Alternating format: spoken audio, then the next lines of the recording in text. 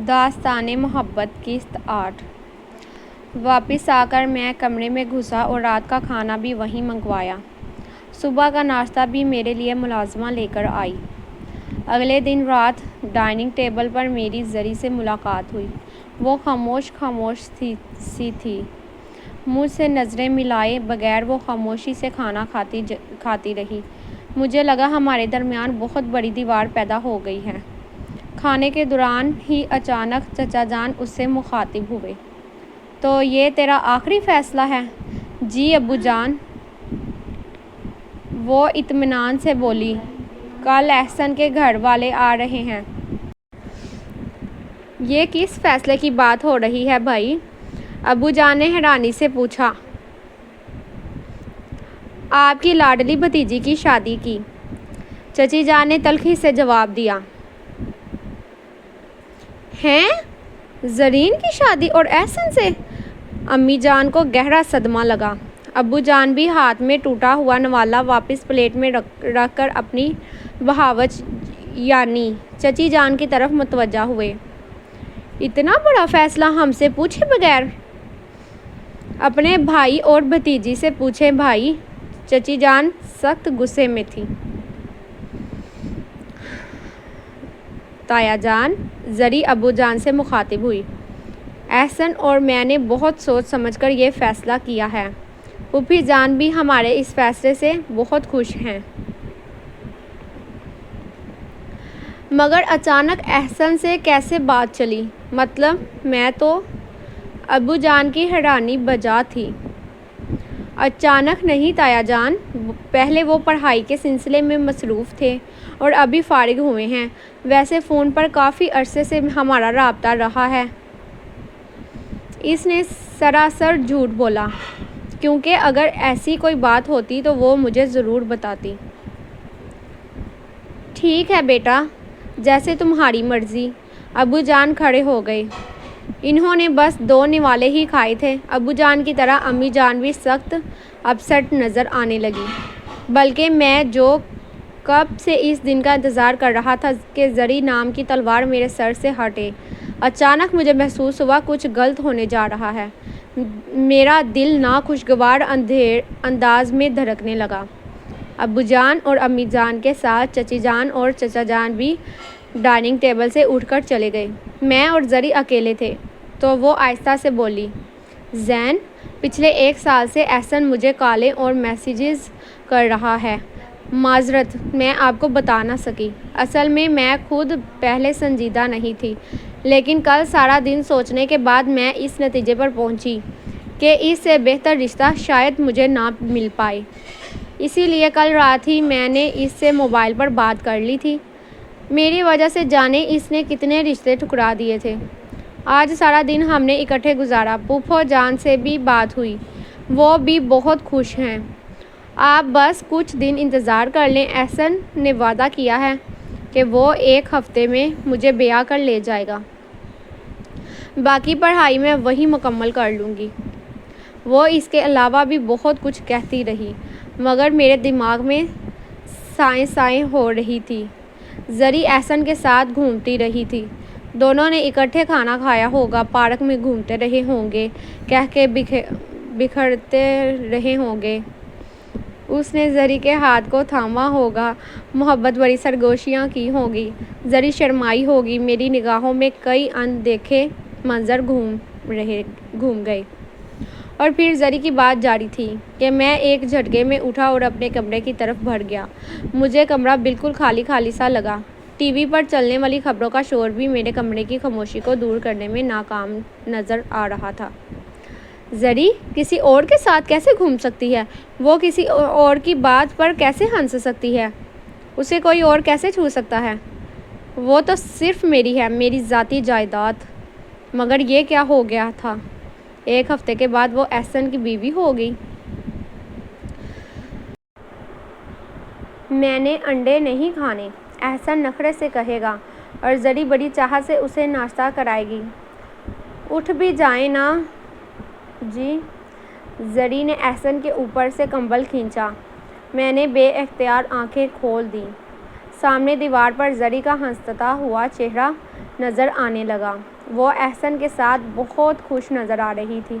یقیناً احسن بھی اسی طرح خوش ہوگا۔ زری ایک ٹرافی ہی تو تھی۔ میں بے چینی سے ٹہلنے لگا۔ یہ کیا ہو گیا تھا؟ کیا میں شروع سے ہی زری سے محبت کرتا تھا؟ مگر یہ محبت کہاں چھپی تھی؟ میں خود کلامی کے انداز میں بڑبڑایا۔ جب دوسری لڑکیوں سے باتیں ہانکتے تھے، عشق لڑاتے تھے، اس وقت زری کی محبت کہاں غائب تھی؟ میں خود کو لعنت ملامت کرنے لگا۔ شاید میں نے سوچا تھا کہ زری ہمیشہ اسی طرح اس گھر میں رہے گی۔ اس نے کس سے شادی کرنی ہے؟ وہ بھلا کہاں کسی کو پسند کرتی ہے؟ ہاں، بات کچھ اور تھی۔ میں اور سمجھ بیٹھا تھا۔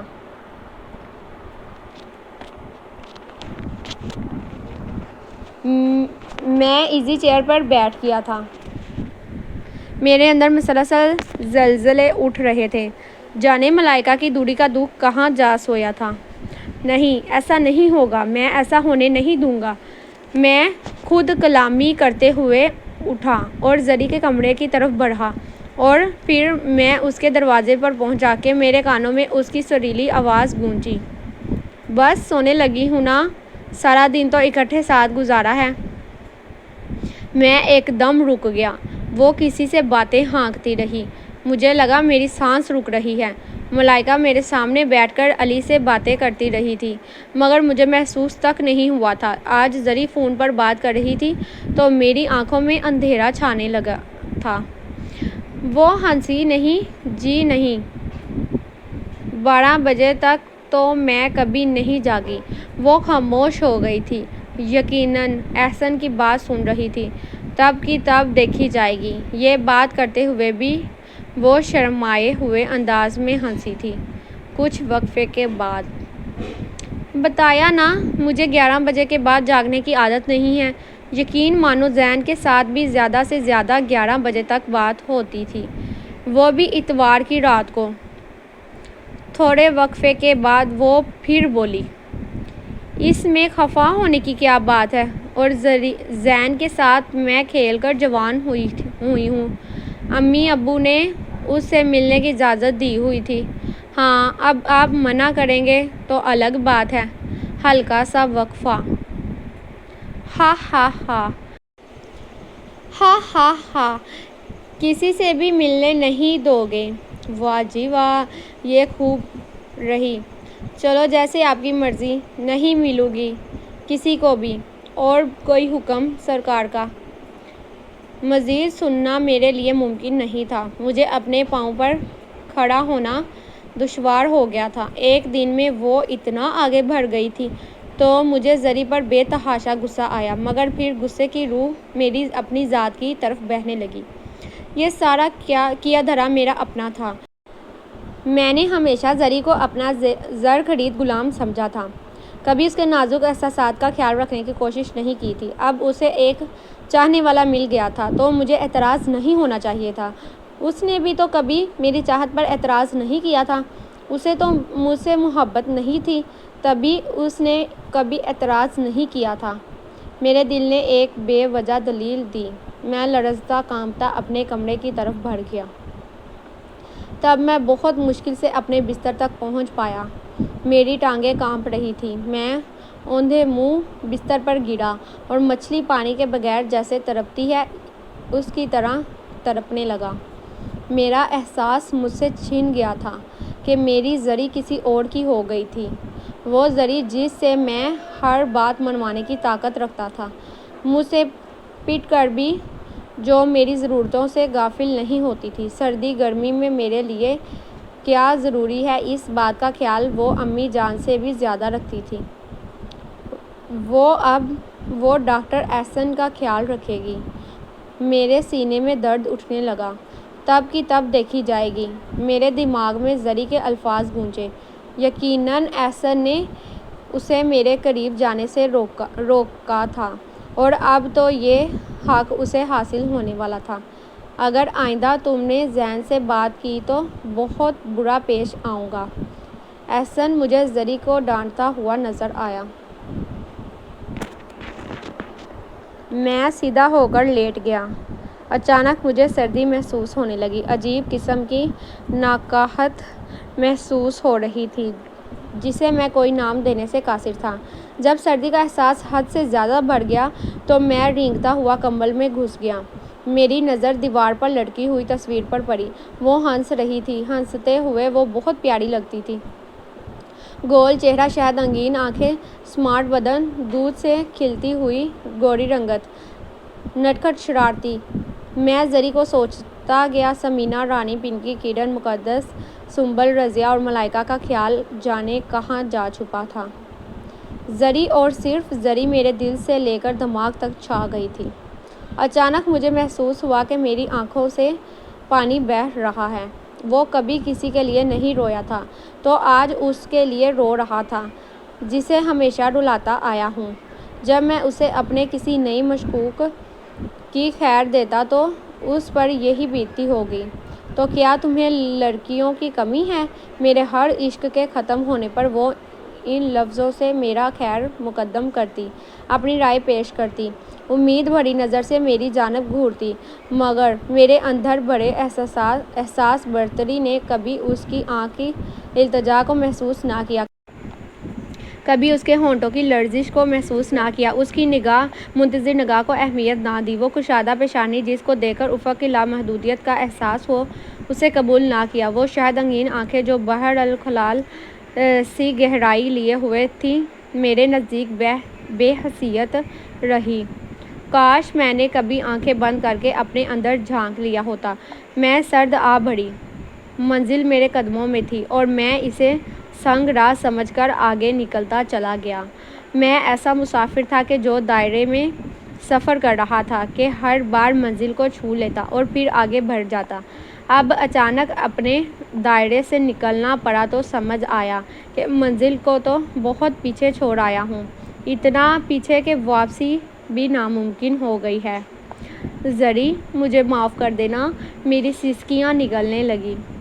अगर अभी उसके पास चला जाऊँ, उसे सब कुछ सच बता दूँ, मगर वो तो एहसन के साथ वादे वईद कर चुकी थी। अब वो उसे कहाँ छोड़ने पर तैयार होगी। एहसन एक खूबसूरत लड़का था और फिर डॉक्टर होने के अलावा रिश्तेदार भी था। उम्मीद थी कि वो इनकार कर देती, मेरे गुरूर और मेरी अना की धज्जियाँ बिखर जाती। सारी ज़िंदगी के लिए जरी को हंसने पर का बहाना मिल जाता। अच्छा जनाब, बहुत जल्दी ख्याल आ गया कि आप मुझे चाहते हैं, लेकिन माजरत, अब मुझे एक आइडियल शरीक के हयात मिल गया है। बेवकूफ़ थी जो तुमसे उम्मीदें बांधे हुए थी। तुम्हें खुद अपनी चाहत से फुर्सत नहीं मिलती। मुझे खाक समझते बुरा मेहरबानी अब मेरा पीछा छोड़ दो, सब कुछ ख़त्म हो गया है, वगैरह वगैरह। मैं सीख-पा होकर बिस्तर पर लेटा रहा। आँखों से आंसू बहने का एहसास तुलुए सहर तक जारी रहा। वो मेरी हल्की सी तकलीफ़ पर तड़प उठती थी। आज मेरी हालत से बेखबर थी और उसने बेखबर ही रहना था। अपनी कश्तियों को मैं खुद जला चुका था। पहले तो वो नाश्ता देने आ जाती थी, मगर परसों उसके नाश्ता लाने के इस्तफसार पर मैंने मुलाज़िमा को नाश्ता लाने का बता दिया है, कहकर उसके जज्बे की तौहीन की थी। सब कुछ दुरुस्त, मगर उसने अचानक मुझे छोड़ने का फ़ैसला क्यों किया है? एक नई सोच मेरे दिमाग में जागी। इसके साथ ही मुझे याद आया कि मैंने खुद परसों सुबह उसे बताया था कि मलाइका मेरी ज़िंदगी में इसी सूरत आ सकती है कि जरी इस घर से कहीं गायब हो जाए। यकीनन उसने इस वजह से एहसन पर जल्दी जल्दी शादी कर लेने का जोर दिया होगा। मैं सोचता, तड़पता, सिसकता रहा, यहाँ तक कि मोज़रों को मेरे हाल पर रहम आ गया और वो खुदा की किबरियाई बयान करने लगा।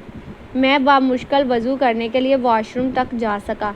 तब नमाज में मैंने कमरे ही में पढ़ी और दुआ के लिए जब हाथ उठाए तो अल्फाज ख़त्म हो चुके थे। सिर्फ सिसकती सोचें और लरज़ते ख्यालात बाकी थे।